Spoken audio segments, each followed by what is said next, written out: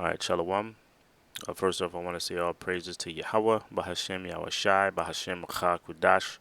Double honors to our apostles and elders and GMS, and to the elect doing the work in sincerity and in truth. Shalom.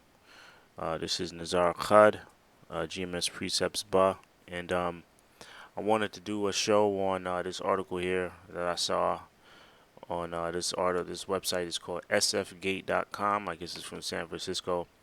And the title says, "Weary from political strife and a pandemic, some Americans are fleeing the country." Right? So you have some people. So I felt this is a good topic to go on real quick. So you have some Americans that see the chaos that's happening, see the dark winter that's approaching. That was a saying by Joe Biden, right? See the dark winter approaching, and they're like, you know what? We want no parts of this. We're getting the fuck up out of here. All right. Mind you, this is dated November 2nd. Today is November 3rd,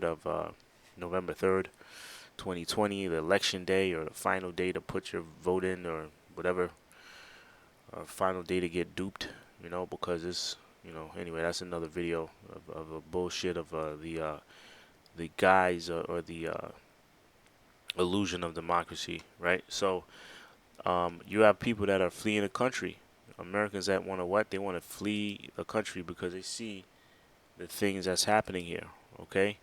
I think this particular family, like you see, the passport says they want to go back. They want to go to Australia, right? But also, what I also found interesting in this article is that it said you had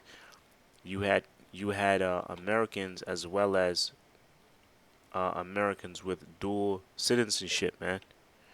Okay, that want to flee the country. Let me read this paragraph. It says the exodus has been led by parents looking for countries with open and safe schools, and by members of marginalized groups fed up with institutionalized racism, shaken by the visibility of white supremacists, and worried about what a Supreme Court swing to the right will mean for their civil liberties.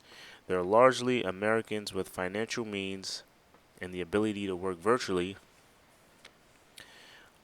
Here's a point. It says, and some are dual citizens and their spouses, right? So the dual citizens. Now, a dual citizen is somebody that could be born here in America and has a citizenship in another country, but it could also mean it could also be a foreigner that was born in another country and has a citizenship here as well, and they just keep both both things, right? Just so they can go back and forth. So that's what it says in Jeremiah 51 when it says, and they shall flee back to their own land, right? Jeremiah 51 verse 9, it says, let me start at 8. It says, Jeremiah 51 and 8, Babylon is suddenly fallen and destroyed. Now we know Babylon, that represents America, right? It goes back to the Hebrew word Babal, which means confusion, which represents America to the T. Okay? It says Babylon is fallen and destroyed. So this is past tense, man. Fallen, destroyed. So this already happened, man. Okay, this prophecy, we're just playing it out, all right? But because you had Ezra, you had Isaiah, you had John and Revelator. They all had visions of America being destroyed. Okay, it says, "Howl for her, take balm for her pain. If so, she may be healed." Now we know balm is supposed to be a healing agent. This is a rhetorical statement by the Most High, through the spirit of Jeremiah. Um, uh, it's supposed to be like, they have lip balm. All right, it's something to heal wounds or heal chapped lips. It says, take balm for her pain, if so she may be healed. Meaning, there's no healing. Matter of fact, it's gonna say it. Verse 9, we would have healed Babylon, but she is not healed. Meaning, there's no way America can take balm for. There's no stimulus package that could help America's economy. There's no Kumbaya remix song that could be made to make all the racial tensions in America go away. There's nothing that could be done to heal the wounds of America. All right. We would have healed Babylon, but she is not healed. Forsake her and let us go, everyone into his own country.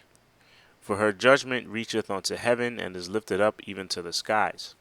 right? So this point right here, it says, "Let us go, everyone to his own country," and that's what's happening or being explained in this article. Excuse me. It says you have some Americans with dual citizenships, that what they want to flee. They want to go back to Australia. They want to go back to the Middle East or wherever the fuck they came from. They want to go back. Okay, all right. Let me read one more verse. It says, "Vows to flee the country amid contentious elections are a well-worn threat among American voters, but 2020 has been unprecedented in the number of people following through on that pledge or taking the steps to leave even before polls opened." Um, yeah, I mean, I think I mean, that's pretty much the point of the article. I don't have to, we already know what they're gonna get into. They're gonna get into the reason why they're leaving. Is because they're leaving because America is they see what's all the things that we say through the Spirit, starting with our apostles on down, of the what's happening, what's planned here for America. These other people see it. You have some people in America that see it. You have some people that are from other countries that see it, and they're gonna go back into their own land, trying to escape the judgment. But because spiritually they know that America is gonna receive judgment, man. They might not know it's from the Most High, but they see bad things or that dark winter, like Joe Biden was speaking about. They see that dark winter approaching here in America, right? But um, they're not. If their lineage is not of Israel, if their lineage is of another nation, okay.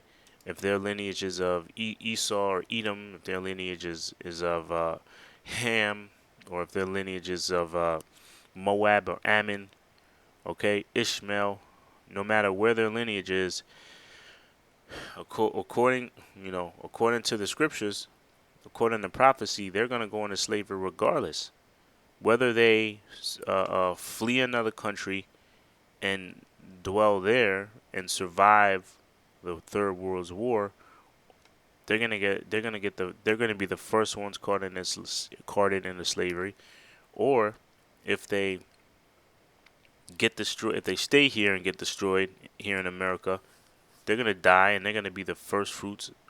Uh, uh, they're gonna be the first fruits born into slavery. So no matter how you slice it, if you're not of Israel, okay, no matter if you escape the destruction of America or not, you're still gonna go into slavery, right? Let me get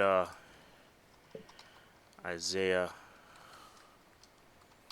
Yeah, let me get the 14th chapter, right?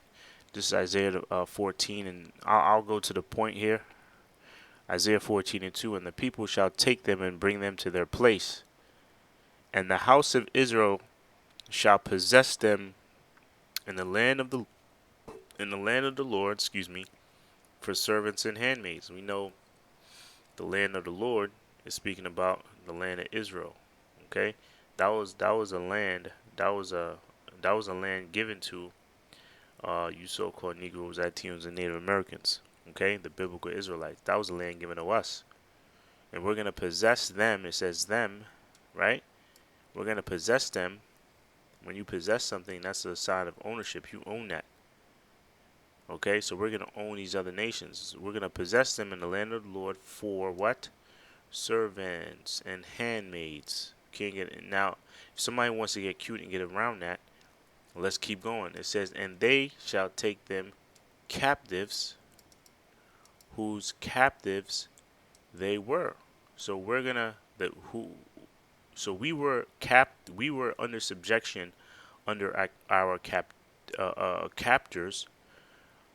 The ones that had us under subjection, we're gonna have them in captivity.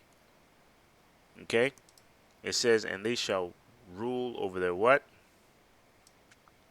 They shall rule over their oppressors." Okay? So that's happening. No matter if you, like I said, no matter if you're another nation and you leave America and you go into another nation and survive, and just so happen to escape America's destruction, you're gonna get caught in slavery. If you happen to be in America and get destroyed when those missiles get shot off here, you're going into slavery. Okay. I guess I'll get Psalms. What is that? 149, I believe.